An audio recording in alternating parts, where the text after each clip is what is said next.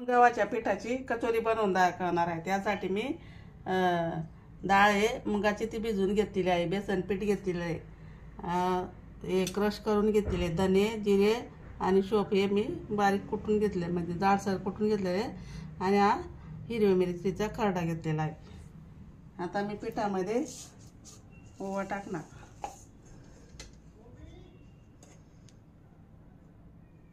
थोडं मीठ टाकणार,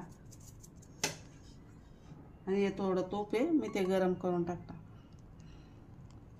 थोडं थोडं पाण्याने मी मळून घेणार होते का। आता असं घट्टसर मळून घ्यायचं आहे या पिठाला मस्त। आता हे आपलं पीठ असं मळून घ्यायचं आहे, आणि त्याच्यावरती मी काय करणार, आता झाकण ठेवून देणार। आता मी मुगाची डाळ भिजवून ठेवलेली होती 2-3 तास। आता याचं पाणी सगळं गाळून घेतलेलं आहे मी, तर याला काय करणार, अर्धी वाटून घेणार आणि अर्धी राहू देणार। अशा प्रकारे आपलेली। आता त्याच्यात बेसन पण घेतलेलं आहे, कढई गॅसवरती ठेवलेली, त्याच्यात मी तेल टाकते। आता हे वाटलेलं मिरची, जिरं, बडीशोप आणि हे धने हे सगळं तेलात टाकून घ्यायचं। पण चांगलं भाजून घ्यायचं। त्याच्यात मी कांदा टाकून घेणार आहे। कांदा चांगला परतून घ्यायचा, कच्चा नाही राहू द्यायचा। कांदा ते बेसन चांगलं भाजून झालेलं आहे। आता मी हे वाटलेली डाळ टाकणार आहे, आणि थोडी ही आपण पुरून भिजवलेली डाळ टाकणार।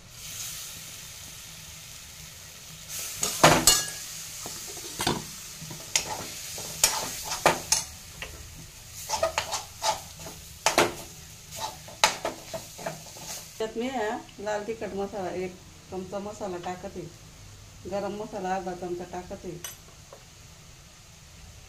हळद अर्धा चमचा टाकते, आणि त्याला चांगलं भाजून घ्यायचं आहे। आता वेळानुसार मीठ टाकते मी।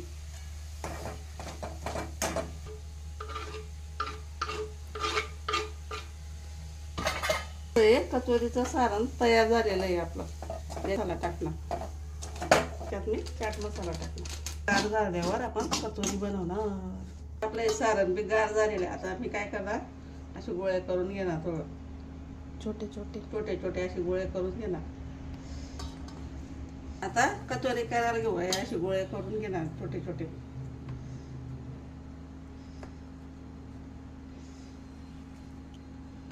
आता अशी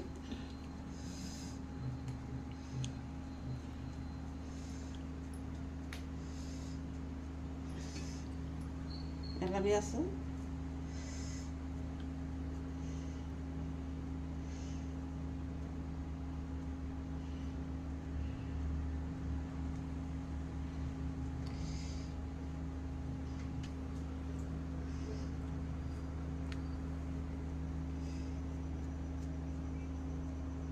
मी आता सगळे असे बनवून घेणार। असे कचोऱ्या सगळ्या बनवून घेणार। आपल्या कचोऱ्या बनवून झालेल्या आहे, आणि तेल पण गरम झालेलं आहे। आता मी एक एक तळून घेते।